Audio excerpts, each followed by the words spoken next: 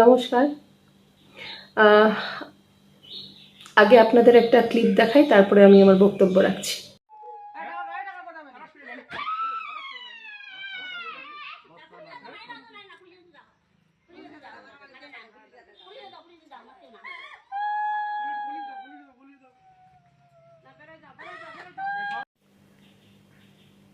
তো এখানে দেখতে পাচ্ছি একটা মহিলা যাকে চোর বলা হচ্ছে।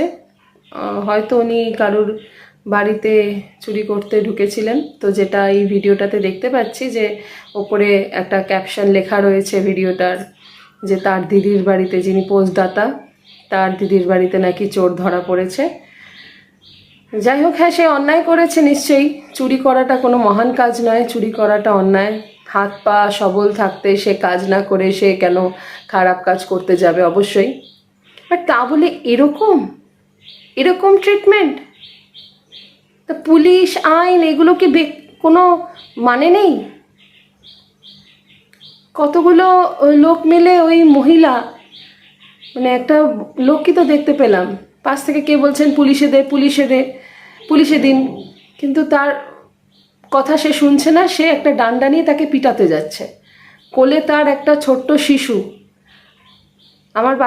আমার এরকম একটা সন্তান রয়েছে। সে একটা শিশুকে কোলে নিয়ে সে কাঁদছে। তার পাশে একটা বাচ্চা রয়েছে যে হয়তো আমার মেয়ের বয়সী হবে বা একটু বড় হবে। ইভেন তাকেও ছাড়েনি, ওই বাচ্চাটাকেও ছাড়েনি।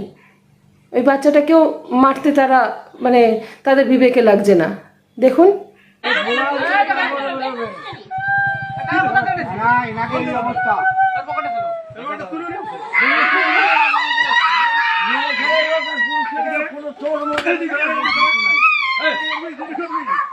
কোন পুরুষ ছেলে মেয়ে ছেলে নাই, চোর চোর,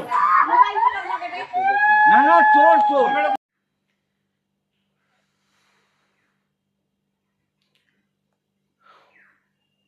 এর জায়গায় যদি কোনো নেতা হতো, অনেক নেতাই তো ধরা পড়ছে, তাদের সাথে এরকম হয়? এরকমই গণধোলাই, এরকম মানে অন স্পট জাস্টিস, মানে এটা তো নিজের ফ্রাস্ট্রেশন বার করছে। নৃশংসভাবে মারা, কোনো প্রয়োজন আছে এটা? সে ভুল করেছে, আপনারা ধরে ফেলেছেন, ওকে ব্যাস আইনের হাতে তুলে দিন। এরা কি মানুষ? এরা কি মানুষের কাজ করছে? কোলে একটা ছোট্ট শিশু, সে অবাক হয়ে চারিদিকে দেখছে। সে কি বোঝে, সে কি জানে? তার মুখ দেখে কারণ মায়া হচ্ছে না। ওরা অন্যায় করেছে, ওদেরকে ধরে এভাবে মারছে। পাশে দাঁড়িয়ে থাকা বাচ্চা ছেলেটাও কিভাবে কাঁদছে। এই বাচ্চা নিয়ে নে। এই বাচ্চা রাখ না, বাচ্চা খোল, এই বাচ্চা নেই, এই বাচ্চা দিয়ে দাও, এই বাচ্চা দিয়ে দাও। এই কারটা তুমি রাখো, বাচ্চা তো নাই, বাচ্চা রাখ দে, বাচ্চা দিয়ে দে, আমার তো বাচ্চা দিয়ে দে, তো খাওয়া দিতে লাগের বাচ্চা নাই, ও মানুষ করবে না, দিয়ে দাও বাচ্চা, বাচ্চা যা খালি দিয়ে বাচ্চা, বাচ্চা যা মারে, তো পারবো না, দিয়ে দাও। বুড়ো বড় বাচ্চা মানে মানুষ করবে। আপনারা শুনতে পাচ্ছিলেন কিনা আমি জানি না, তবে এখানে বলা হচ্ছে বাচ্চাকে নিয়ে নে, ও বাচ্চা মানুষ করতে পারবে না, বাচ্চাগুলোকে নিয়ে নে। তো কতটা মানে ট্রমাটাইজড বাচ্চা দুটোর জন্য এই ব্যাপারটা আপনারা ভাবতে পারছেন? মায়ের থেকে বাচ্চাদেরকে আলাদা করে দেওয়ার কথা বলা হচ্ছে। মানে ওনারা কি চাইছিলেন আমি জানি না। ওনারা আইনের হাতে ব্যাপারটাকে না তুলে দিয়ে নিজেরাই বিচার করবার জন্য উঠে পড়ে লেগেছেন। মানে এইভাবে বাচ্চাদেরকে দূরে করে দিলে বাচ্চাটা ভালো হয়ে যাবে? আপনারা হোমের ব্যবস্থা তাহলে করে দিন, যদি এতটাই আপনাদের বিচার করার ইচ্ছা। হোমের ব্যবস্থা করুন, কোনো এনজিওকে ডাকুন। যে মহিলা খেতে পাচ্ছে না, এই জন্য সে চুরির পথে গিয়েছে। দেখে আমি অবাক হচ্ছি।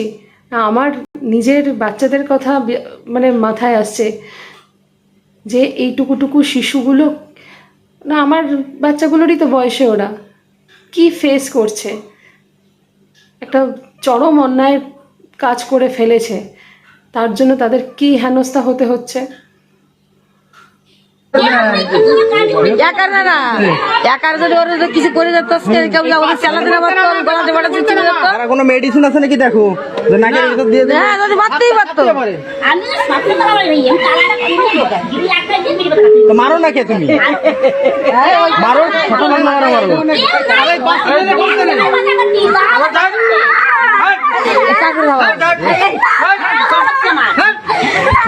হাত দেখা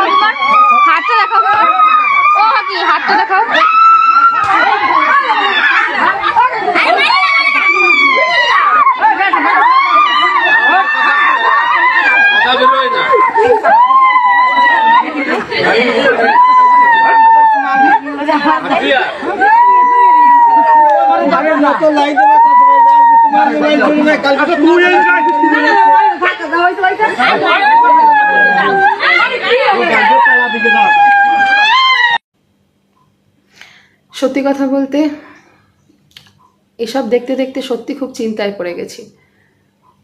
মানুষের মনের ভিতর থেকে এই যে সিম্প্যাথি, হিউম্যানিটি বোধটুকু যে বিলুপ্ত হতে চলেছে, হ্যাঁ, এর বেশি দিন দূরে নেই যখন মানুষ দাঙ্গা লাগাতে দুবার ভাববে না।